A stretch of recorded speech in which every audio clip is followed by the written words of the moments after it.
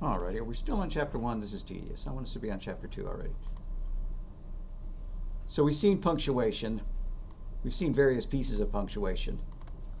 There are those things. There are those things, right? What are these used for? Well, they're either used in math statements to like force it to get done first, like x equals parentheses 3 plus 2 in parentheses, right? That kind of thing. Or they're used to group parameters when you're making a function call. Braces mark off areas of code, right? Semicolons are used to end statements. Commas are used to separate items in a sequence.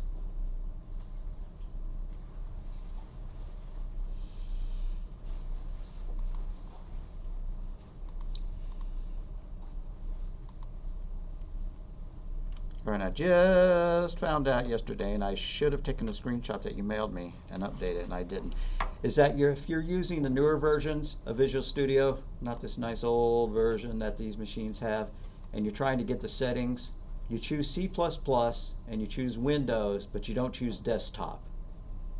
Instead, you choose console. And I wish I had that. I wish I had a picture of it. I know that I got it in the upload that you gave me. I'll find it and I'll put it there. Hopefully you've already found it. If you have not been able to create an application on your home machine because you couldn't spot that, let me know and I'll show you immediately as soon as I get your text. You can choose on those, on the newer ones, to go ahead and choose Win32 console, and in which case you don't even need the boilerplate. On this version, you do have to choose empty, because if you choose Win32 console app, it puts a whole bunch of extra junk in it that we don't want. But Microsoft kind of cleaned it up so that it's safe to do it if you're using Windows Studio 2018 or 2019. But as on campus, we're going to always create an empty project and put our boilerplate in it.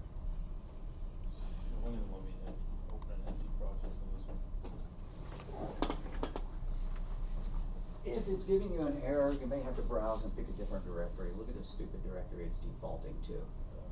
So choose browse and pick something like in documents or something. You'd think that that would be adequate. Why don't we just click on Visual Studio already and then click OK or projects. That sounds good. All right, if you try to create a Visual Studio project and it gives you an error,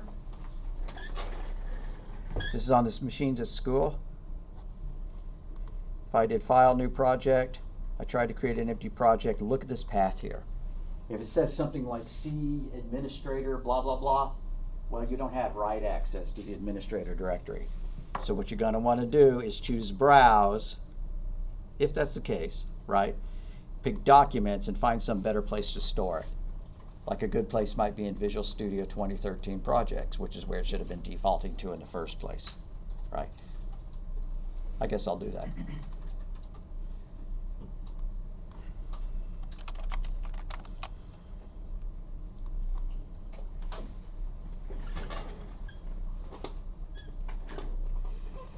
All right, I'm going to grab my boilerplate, create a source file, and I'm just doing all this even before we start the lecture because I know that we're going to want to type along at a certain point.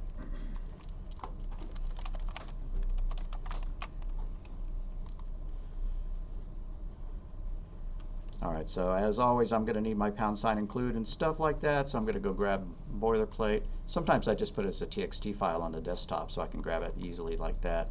It's even faster than going to modules. Am I in like the Java class? Yeah, no wonder I'm not finding anything.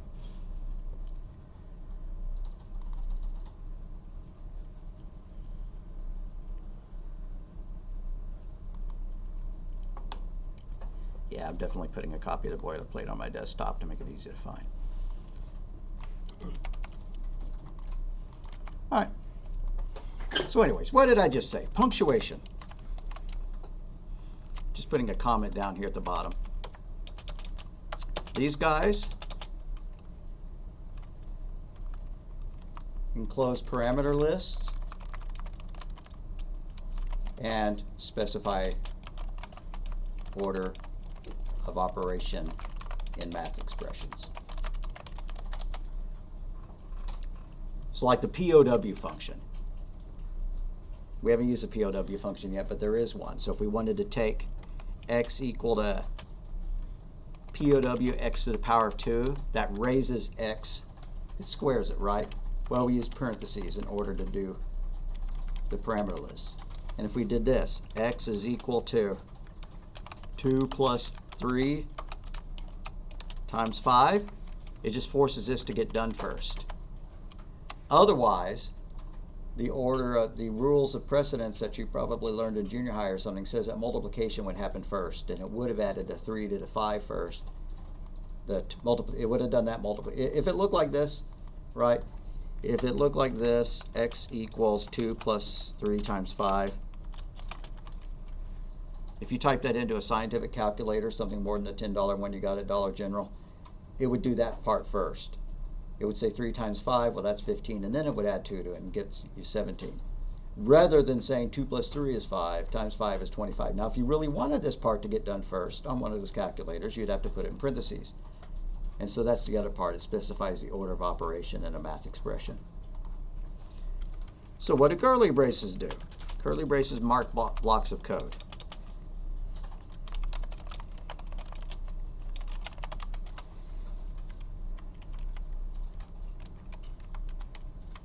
What about commas?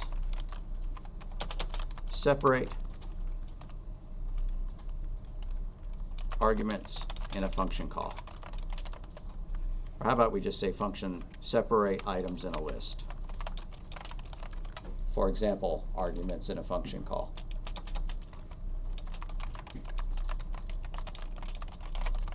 Well, what's an argument? It's one of these numbers inside the parentheses, right? We're calling the math function POW, and we're passing in x and we're passing in 2. Those are two different arguments, so we had to put commas between them. Semicolons into statement.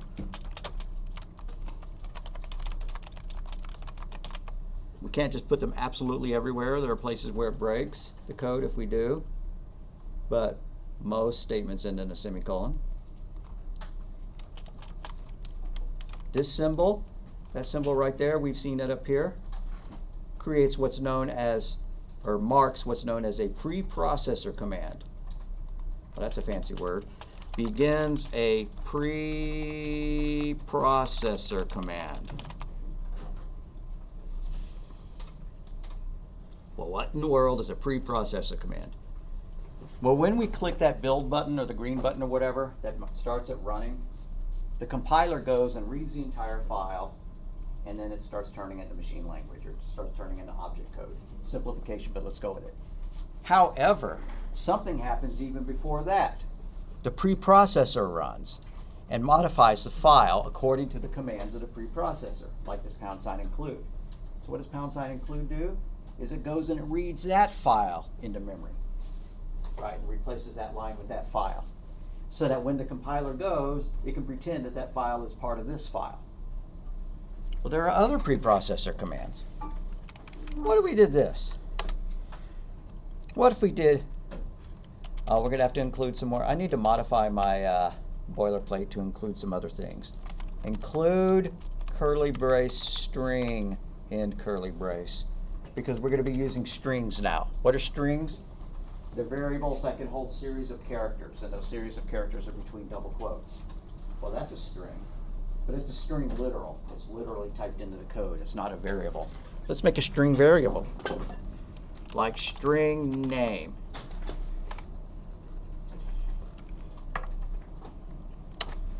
And then underneath that, we're going to do cout less than name less than endl. Now, normally what I would do next is do something like this. Normally what I would have here is a statement where we set a name, like name equals quote Bob end quote. But just to show you another preprocessor command, I'm going to show you a different way of doing that. And that's to use #define capital name space double quote Bob in double quote with no semicolons. See what I did there? Now this is certainly, I'm not going to put that as part of my boilerplate. I'm never going to do this again. And then down here, this line, I'm going to change it to use that macro. It's called a macro because when it runs, every occurrence of capital name gets replaced with quote BOB. So if I do this, it's going to print out Bob, because this gets overridden with that. So #define is another preprocessor command, as well as #include. And there's all sorts of preprocessor commands. I'm going to show you one that's absolutely ridiculous and we would never do it. But just for funsies, right now, I'm going to undo it later. Define output space cout. That defines a macro named output, and I could go and replace that word cout with the word output, and it now works. I'm kind of almost rearranging my language, right? Now your coworkers are coming, hit you with a rubber bat if you did that. But you could kind of write your own language. What if you hate opening braces? Now we're getting really ridiculous. #define, all caps, begin to mean open brace, like that. And then I could put the word begin here, and it would serve that purpose. Okay, that's way too much. I'm going to start undoing these things.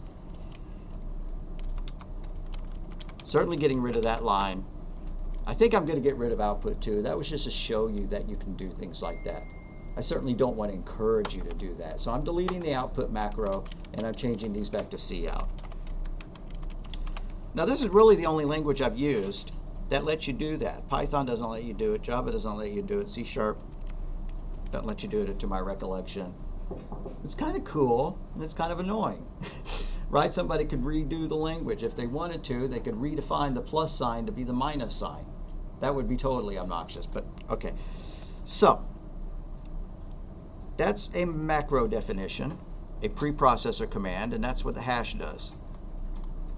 There are other symbols, of course. There are the math symbols. Plus, minus, multiply, divide, and modulus, right? Those are math symbols, where percent is modulus. You know what the other ones are, but I'm going to make a comment that says percent equals modulus. Modulus. Let's put the U where it belongs. Modulus. And that just means remainder.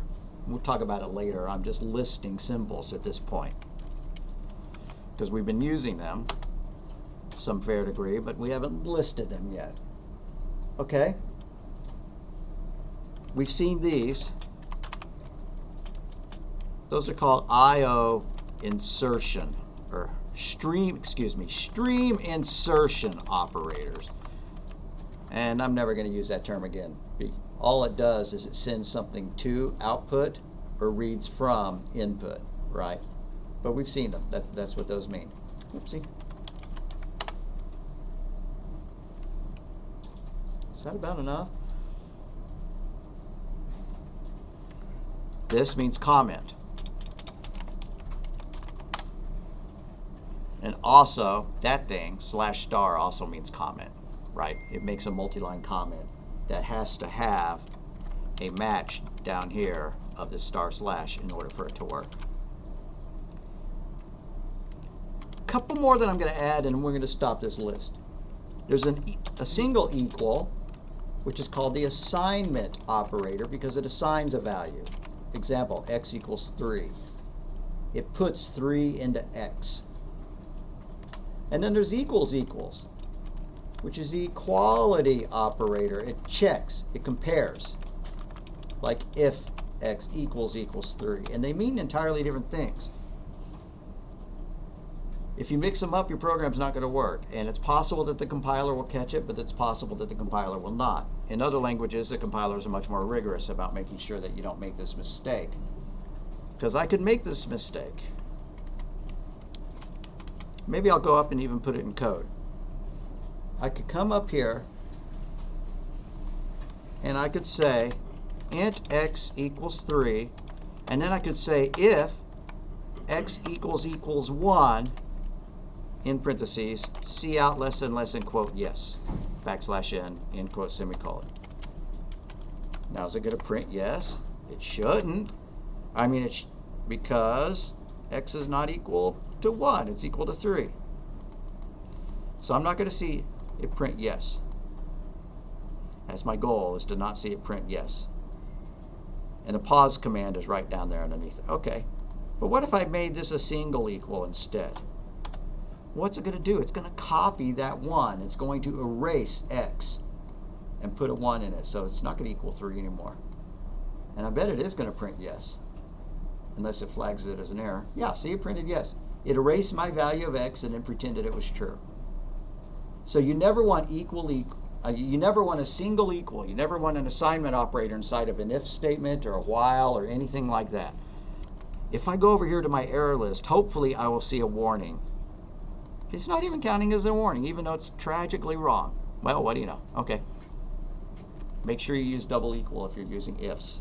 Very, very, very important. Your code will not work otherwise if you get that wrong.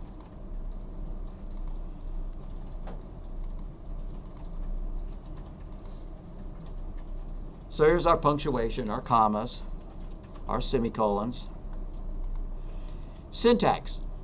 Those are the rules of grammar that must be followed when you're writing a program.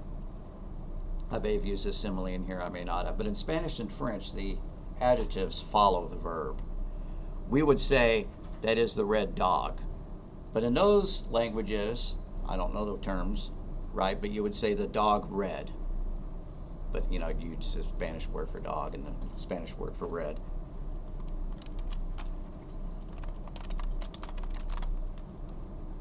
So like if I do the red dog and I try to convert it to Spanish, where's Spanish? You'd think it'd leap out. There we go, right? It says el perro rojo, right? Because that's dog and that's red. They swap the order of them. And so if you walked up to somebody and said the dog red is hungry, they'd look at you crazy. Whereas in Spanish, if you went up to somebody and said el rojo perro, they might think that you're kind of crazy too, because you're messing up the syntax. Now humans are smart enough to be able to do that, right? If somebody walks up to me and mangles the syntax like that, I could probably figure out. But it's hard for computers to do that. That's why people earn the big bucks to make that, you know, Hey Google and Siri and stuff like that, capable of understanding our mangled speech and the fact that sometimes we leave words out and we transpose them and stuff like that. It's actually a difficult process. Natural language processing earns people the big bucks. But that's just part of syntax. The fact that some languages need an upside-down question mark at the beginning of the statement to indicate that it's a question. Ours doesn't. But if I wanted to type in a question in one of those languages, and I'm talking about, you know, human languages, not computers. You've seen the upside-down question mark. I think Spanish uses it. Then it's proper to have it there, and it's not proper for it not to be. But, you know, if I don't do it correctly and I write down my question in that language and I forget to put the upside down question mark in front of it, the reader will probably go, oh, well, he's just a dummy, but I know what he means. But the computer's not going to go, he's just a dummy. The computer's going to give a syntax error because I left something out and not compile it. So the rules of syntax dictate the order of the keywords and the operators, things like that. What do I mean by that? If I do something like this, if I say x equals 7, that's good. If I say 7 equals x, well, algebraically it's true, right? If x equals 7. But it's invalid computer syntax. If we're using the assignment operator, the right-hand side is the expression that gets calculated, and the left-hand side is the variable that holds the results. Right? So it's like holding your bowl upside down and then trying to put food into it or something like that. It's not going to work. It's a bad syntax. Now, you're not going to hardly ever do that because we never do that in this class. Very rarely have I seen students mix them up like that and flip them. But if you do flip them, it's not going to compile. That's just a component of syntax.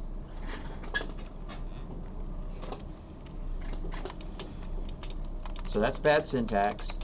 Variable must be on left to assign.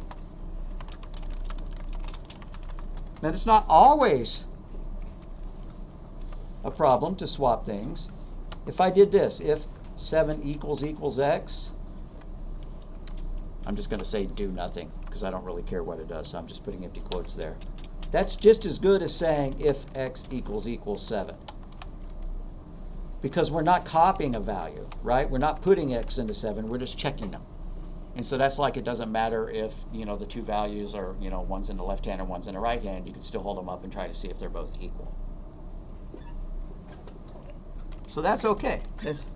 Either syntax works. Quite often, there's more than one way to write something. What do I mean by that? If I say if x less than 7, then do nothing. I'm just using empty braces to mean do nothing because I'm tired of writing little print statements. That is the same thing, perhaps, as saying if x is less than or equal to 6. Right? Because what if x is 7? Is this true? Is x less than 7 if x is 7? No, it's not, right? Because how can you be less than 7 if you are 7? Well, the same is true of this, right? Is 7 less than or equal to 6? No. So logically, as long as x is an integer and it's a whole number, these two statements are exactly the same. That's just logically the same, right? So get in the idea of your head that quite often there's more than one way of doing something. Just a fact that, and sometimes the ways of doing them is a little more complicated, and sometimes they're a lot more complicated, and usually you're looking for the easiest one, the one that makes the most sense to you. But in some cases, I'll give you several different ways of doing something, and you just pick the way you want. I don't give you the several different ways to try to confuse you. It's just because that they all work, and I want you to see them, and then I want you to kind of let them sink in, and you know which one you want to pick. So a variable is a named storage place in memory, like x is a variable. I'm going to write some comments about variables down here. A variable is a named place in memory that holds data. So I'm going to be more specific about it. What are the components of a variable? A variable has 4 components. It's got an address, a name, a type, and a value. Now we usually don't care about the address. The compiler picks the address. When I say int x equals 7, it goes and it picks an address to store the x variable in, and I don't really care usually. But if I need the address, I have the ability of doing so. If you recall last lecture, I talked about pointers. And pointers, you can get the address if you want the address, if you need the address for some purpose. And this language, and the C language, are pretty special to that effect. Most languages don't let you get a hold of the address of the variable. And the reason for that is that operations where you're trying to write directly to a memory address are kind of inherently risky. You can get into shenanigans, purposeful or otherwise. And so a lot of languages that came out after C++, like Java and Python and C#, don't let you do that. But see here, after I've done so much with 7, I could print out x, and I could also print out its value, its address. So cout less than the value of x is, end quote, less than x, less than ENDL. And then I'm going to copy that line and paste it and change the word value to address, just because that's faster. Right, I'm going to copy that entire line, copy, paste, change this to address. But to get the address, I use that ampersand. That tells me the address of x.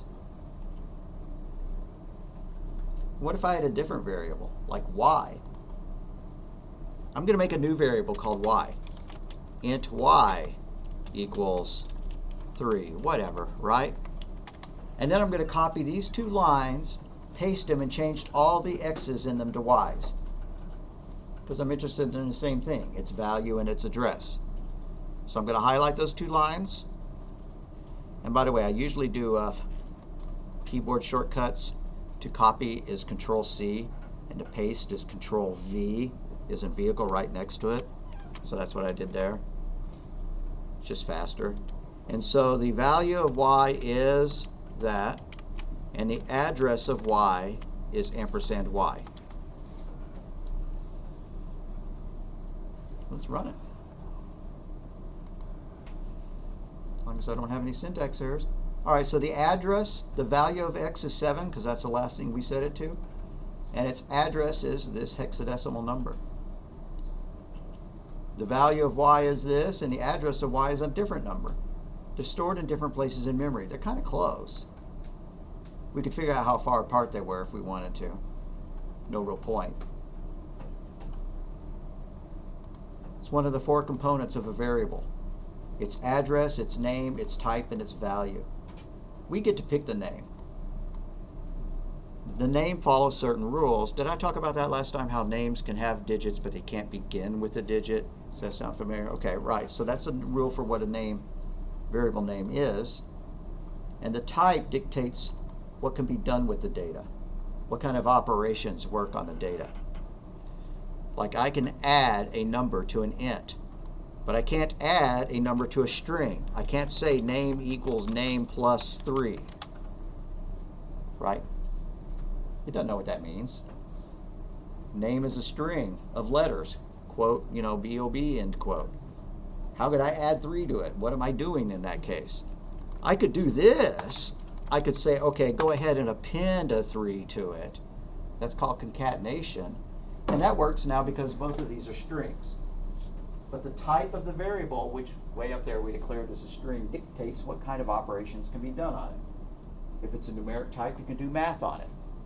If it's a string, all you can do is concatenate things to it. You can't divide one string by another, right? Or, you know, multiply 2 strings together. Because what would it mean? Multiply Fred times Barney. I don't know what that would mean.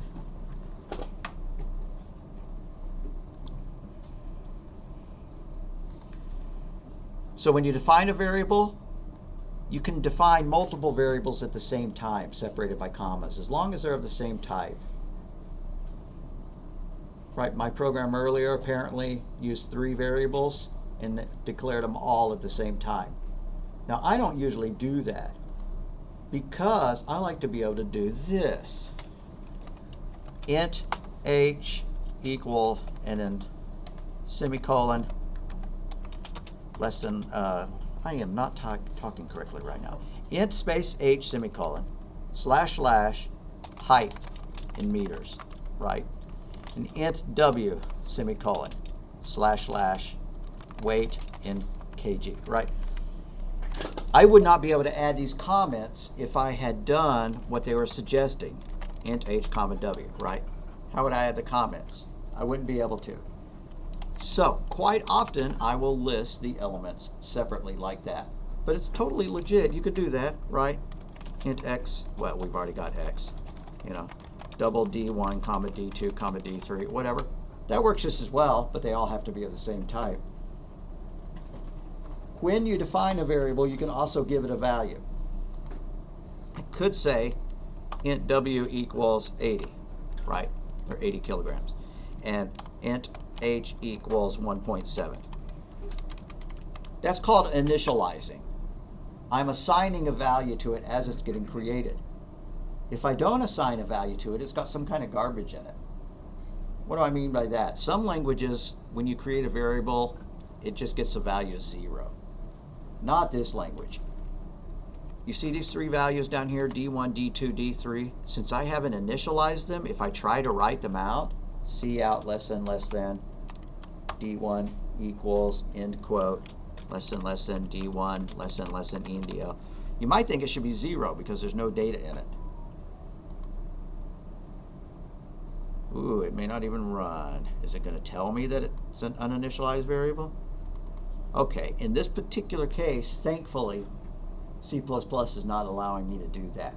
It recognizes that that thing has no data. But there are lots of times when C++ will miss that, and it'll go ahead and compile it, and it might give it a little yellow warning down here, but we don't normally check all of our warnings. See, I'm getting errors down here anyways, warnings down here anyways, and I hadn't been checking them. So that's not going to work because it is not initialized. So D1, D2, and D3 are uninitialized. they can't be used until a value is assigned, right? So then I could say D1 equals 3, D2 equals 4, and D3 equals 5. I'm just making up numbers, but right? Now I could use them. Now I could write them out or add them up, right? D3 is equal to D1 plus D2. That all works. Couldn't do that if these were gone, right? How could you add D1 and D2 together if they didn't have any values? So if you assign and create at the same time, that's called initializing.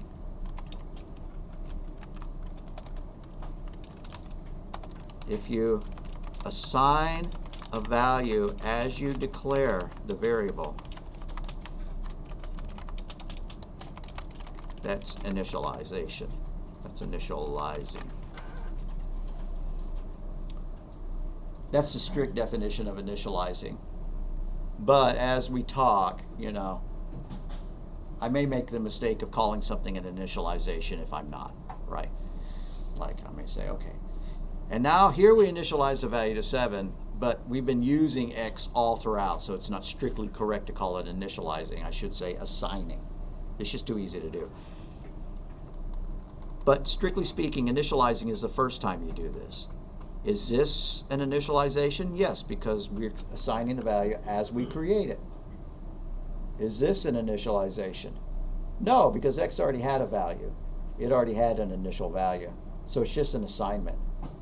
This is called a declaration, that right here. A declaration is when you name a variable and you give it a type.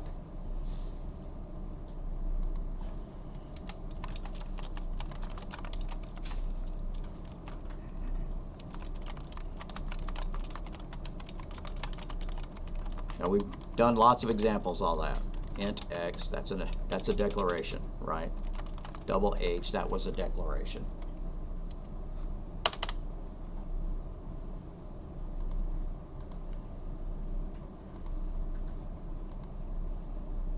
Many types of data. Each variable holds a specific piece of data, or it might hold an entire list of data. The variable definition specifies the type of data that the variable can hold. And so it's by specifying the type, you're saying what kind of data it holds. If it's an int, you're saying this variable holds whole numbers.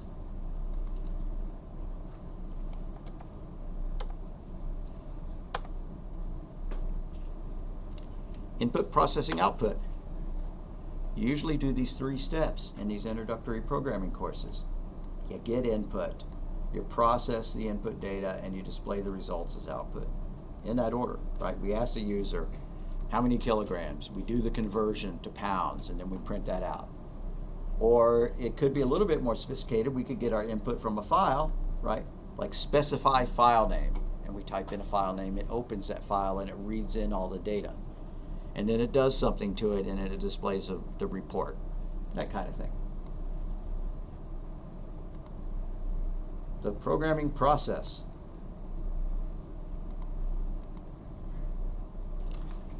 This is one of my favorite silly slides of all. Clearly define what the program is to do. That sounds good, right? I want you to write a program that's going to add 2 numbers together. I told you that. I've clearly defined it.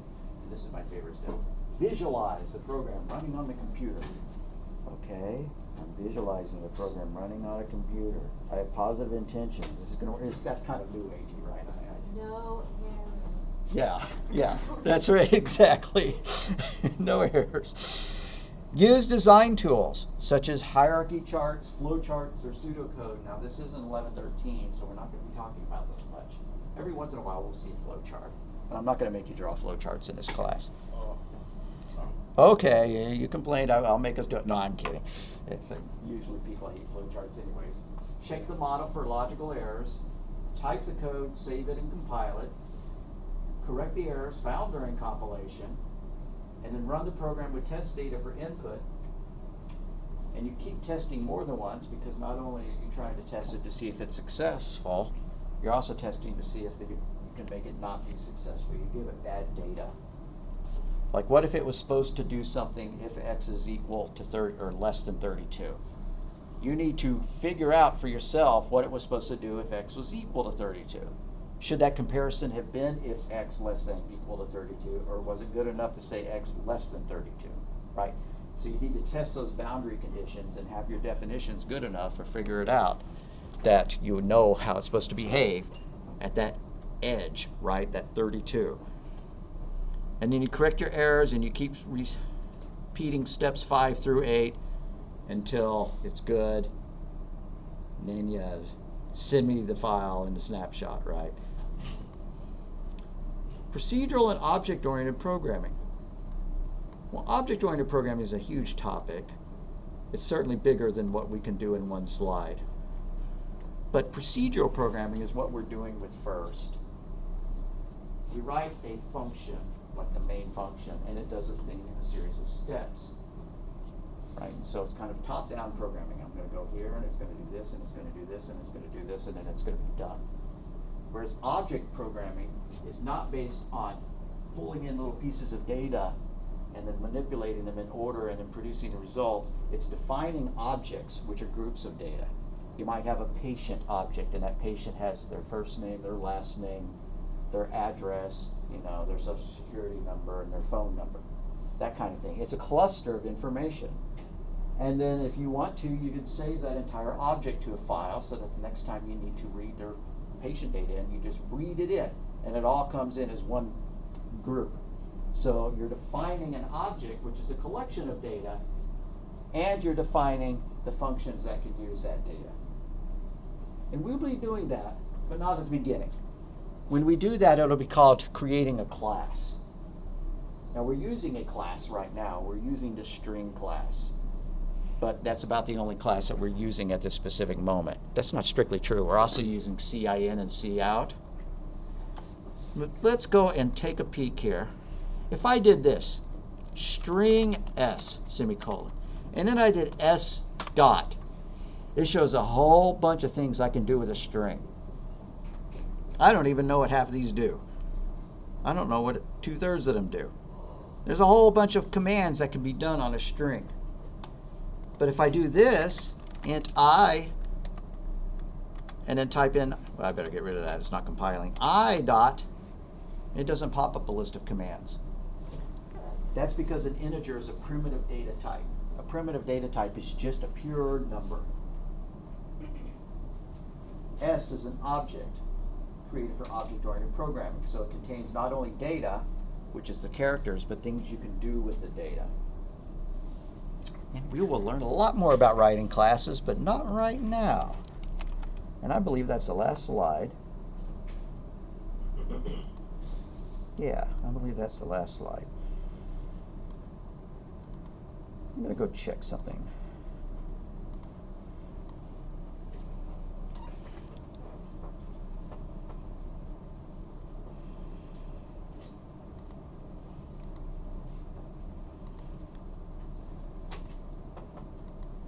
All right, the parts of a C++ program. We've seen these before. Things that are marked with that are comments.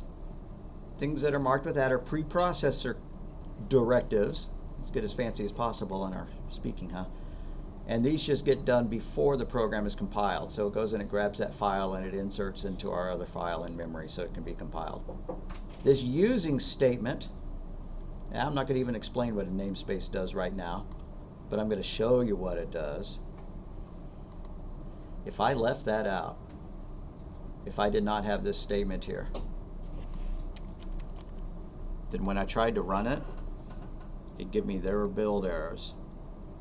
And what I would have to do to fix it is every one of these errors I would have to come and fix by adding std : in front of it. I don't feel like doing that, so I'm going to put that statement back, right? Makes all the errors go away. If you look at code on the internet, you're going to see code that uses std : cout. Don't be confused by it. Just know that you don't need to do it because you've been adding that to your code. It doesn't hurt it to have it there, but it's not necessary. It makes the code longer to type in. It kind of clutters it up, and so that's why we go ahead and do that. So I could go back now and remove those. Why would anybody not put the namespace first? Why would they put... It brings in a lot of things. That's a very good question. Why not do that as a matter of course? It's because lots of things are defined in the STD namespace. And some people just like to make it very specific about what they're using from which namespaces, because you can have more than one namespace. And it could be that you have something in another namespace that was also named STD, and so you'd have two conflicting definitions. Does that kind of make sense? So some people say don't do this. A real programmer doesn't do it using names. Well, we're going to do it because it makes it easier to type, and then if we ever found, you know, a situation where it didn't work, then we would worry about it then. Could you define the ones you wanted to use? You can. If you have two different namespaces with the same thing. Namespace Bob. Bob has an age. Int age equals 3. Namespace Fred. He has a different age. If I want to print those out, I can specify them by their namespace. I could cout less than Bob, colon, age, less than ENDL. And then I could cout Fred, colon, age, less than ENDL. So if you do have namespace conflicts, if you have STD defined in multiple namespaces, you can always specify which namespace it is, what part you're getting out of what. Does that kind of make sense? Yeah. Okay. And the syntax that are in blue, those are classes? I'm so sorry, pardon? The ones that are in blue, are those classes? Everything that's in blue is a keyword. Oh. The only class we've used so far is name, right. Cout and CIN are objects that are made from classes, so they do object-oriented programming as well. But the only class type we've been using is a string. I'm going to get rid of that. Rid of that. Y'all ask good questions. Thank you so much.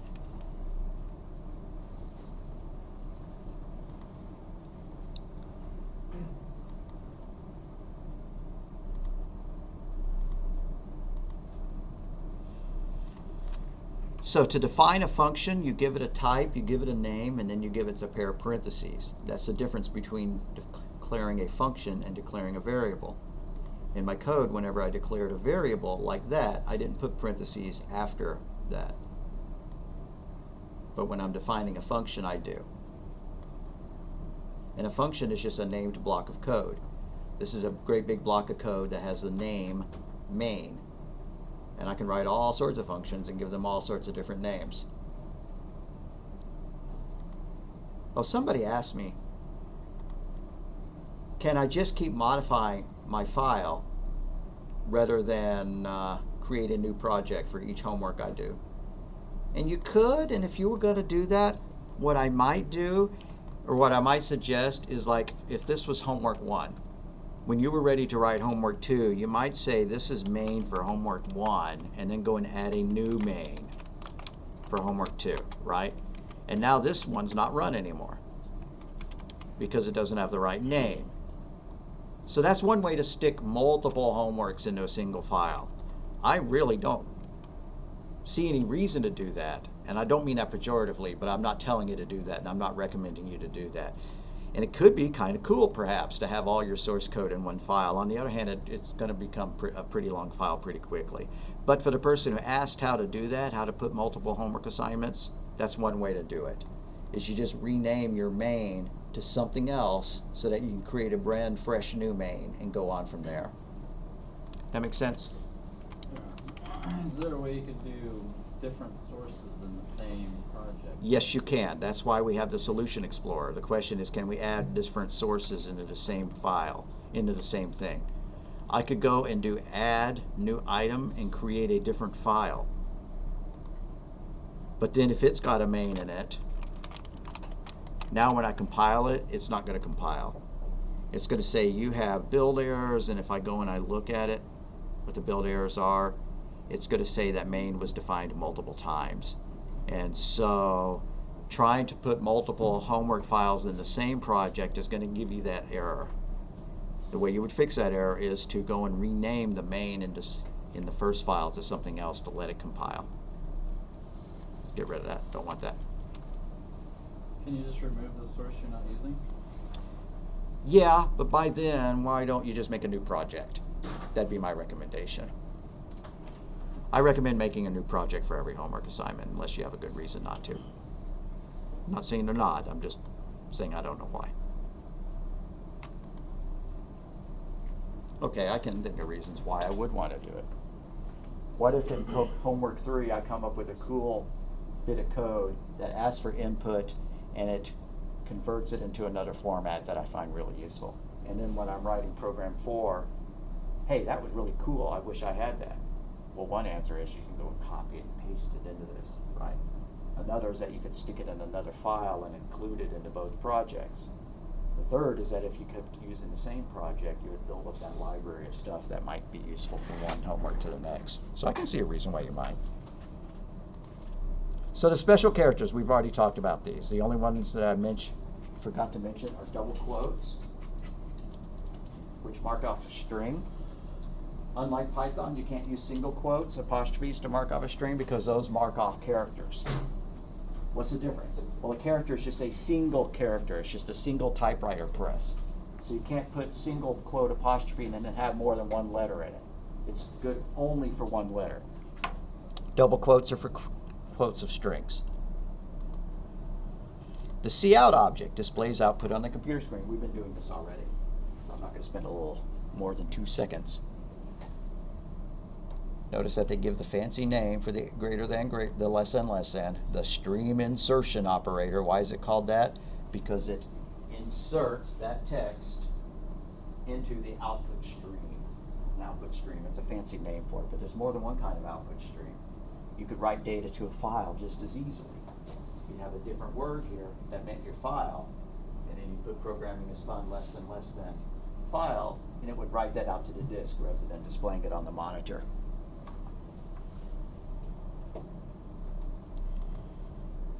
You can send more than one piece of data in the same line, right? Cout less than hello, less than there. Or you can do it 2 in a row, right? Cout less than hello, and then the next statement, cout less than there.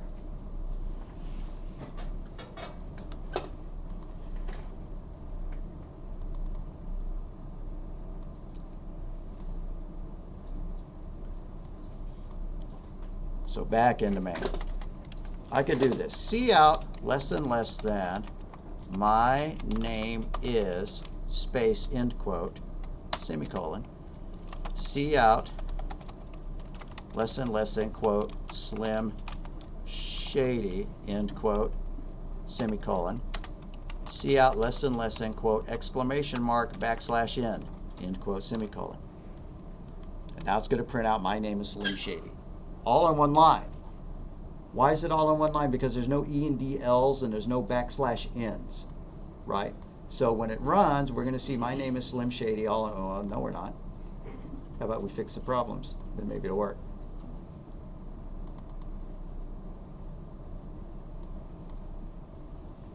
Oh, that's a mistake. What's this mistake here? I declared this variable as an int, which means whole numbers. And what am I trying to store into it? A number with a decimal point. So rightly so, it's giving me a warning that that was pretty dumb. So I'm going to just type in a 2 there to get that to go away. What else? I know I've said this before, but please never hit do not show this dialog while clicking yes. Alrighty. Main must return a value. I wonder why it's not returning a value. Oh, I forgot to change it back to just int. Alright, so if you did that thing, if you renamed main during all that babbling, please change it back. Now maybe it's going to work. Alright, and so see it says my name is Slim Shady up there at the top because there's no \n's and there's no E and D L's. If I wanted to, I could put a \n there. And then it's going to say my name is, on one line, Slim Shady. Or you can use \n for the same purpose, or E and D L for the same purpose. I could, after the quote but before the semicolon, do less than ENDL with no quotes around it and no typos like I was just making. And this says send an end of line. It's the exact same thing as if I had done this. I don't think there's any difference between doing that and doing that. And so now, whoops, that was dumb. That was supposed to be NDL.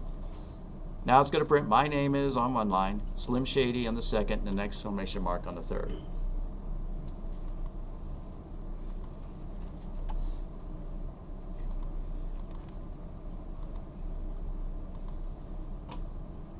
So this would print out programming is fun, all on one line, and it wouldn't go to the next line because there's no \n and there's no ENDL. So unlike Python, an output statement does not automatically go to the next line like the print statement does in Python.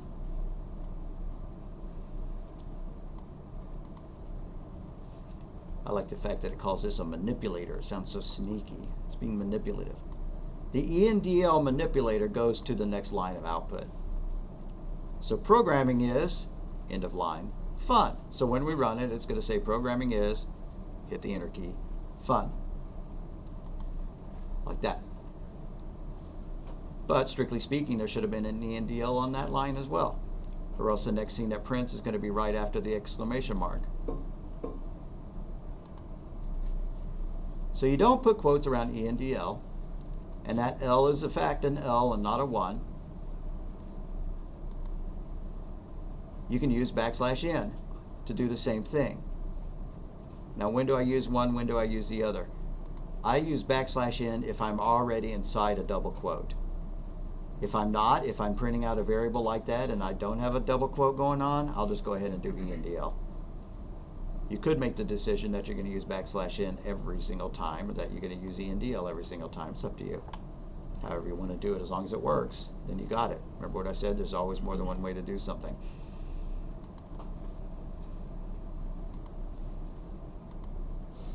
The include directive that inserts the contents of another file into this one.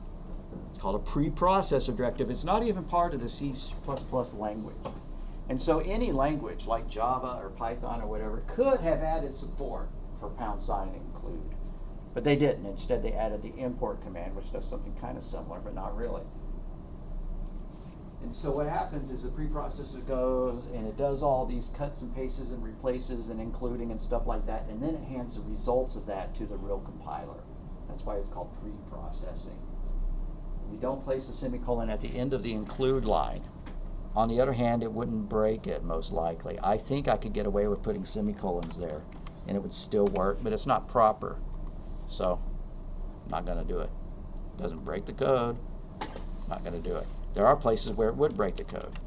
If I got into the habit of being obsessive about putting semicolons everywhere, this would not be a good thing to do. Because then everywhere name occurred, there would be a semicolon. Maybe it would work, maybe it would not, but it would define that semicolon as being part of that name macro. Don't want that.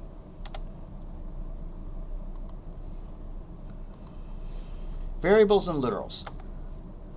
A variable is a storage in memory, location in memory. Already talked about it. It's got 4 parts. It's got a name, it's got a type, it's got a value. Right now the value is undefined. We've still got an undefined value. And then it's got a memory address. The 3 things we care about most often are the name and the type and the value.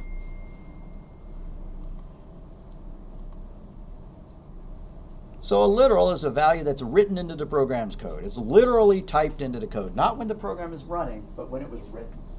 So that's a literal. It's hard-coded into the program. You'll hear me say that sometimes. It's hard-coded into the program. What does that mean? It's something that the user can't change. They'd have to ask the programmer to change it. Or if we gave them the source code, they could open up the file and change it. But they can't change that name Bob.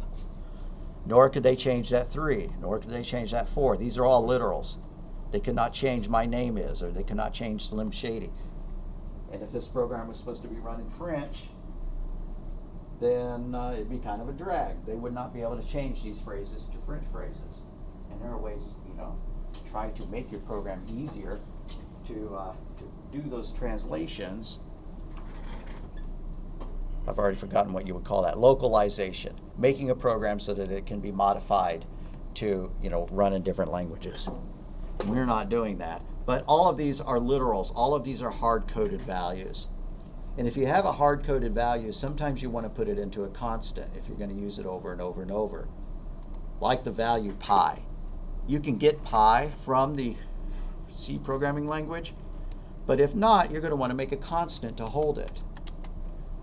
Const space double space pi equals 3.14159, and you could type in more digits if you wanted to. Now, why did we make it a const? So that we can't be an idiot later and say pi equals pi plus 1. We should not be trying to change the value of pi, right? Because if we're calculating the radius of the sphere or something like that later on, we really need it to equal that value. And so if some other programmer thought that they could go in and change that value and use it for whatever purpose they want, it's going to break our code further down. So things like that are trying to save you from yourself, or to save yourself from other coworkers, right? To stop people from making mistakes. If we define this as a constant, it can't be changed while the program is running. The only way it can change is if somebody goes in and edits that. So you want to use constants for things that are used over and over in your program, but need to be put in a variable that shouldn't change while it's running. Like maybe the tax rate is going to stay the same while the program is running. It's never going to change. You can make it a constant. Maybe the length of a file name can never get more than 32 characters. We could put that in a constant. And then later on, if it turns out that file names could be longer than that, you could go and edit it, but at least you would be changing it in one place rather than the 132 different places you might be referring to the maximum length of a file name. What if everywhere I needed pi, I typed in 3.14159? Well, I might make a mistake, right? I might transpose 1 into 4 or something like that one of the times I typed it, and so that calculation is wrong. And you also probably know that pi is an infinite number, right? And so that's not very precise. You may want a more precise version of it. So you tell me I want it to be more precise, and I go, oh no, I had 170 different places where I put 3.14159. If you define it as a constant variable, you just change it in one place, and then it gets picked up everywhere else. All right, we're about done for the day. We're going to have kind of a silly assignment. Not that silly, but here's what I want you to do.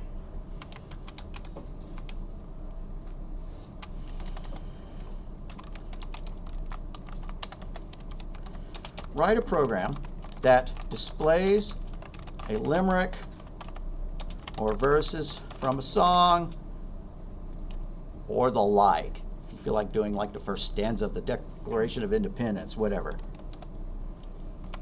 Right? Using cout. That's all it has to do, right? So, if you like Pink Floyd and want to do some of the lyrics for Comfortably Numb, go for it, right? Or if you feel like getting a limerick, just don't make it too obscene and put it in there, and that'll be it. That's all you got to do for this one, to use cout. But I don't want it all on one line, right? Because a limerick's supposed to be 5 lines long. And most songs have more than one line. Don't get sneaky and put an instrumental in there and just put no lyrics. All right, there's a Dropbox for this. You can upload your notes if you took any notes. Otherwise, you can just, type in, I was here. Are there any questions? We do have a couple minutes, so if you're stuck on a prior homework assignment, we could talk about it. So when people say open source code, source code is open for other people to use. Yeah, open source code means that you can download it from the internet onto your own machine and you can make changes to it. And some open source licenses say that if you use their open source code, you're not allowed to charge money for it. Right? You can't just take their program, make one change to it, and sell it. That's a specific form of OGL license. But yeah, open source is really cool because if a program's not working the way you need it to, you can fix it.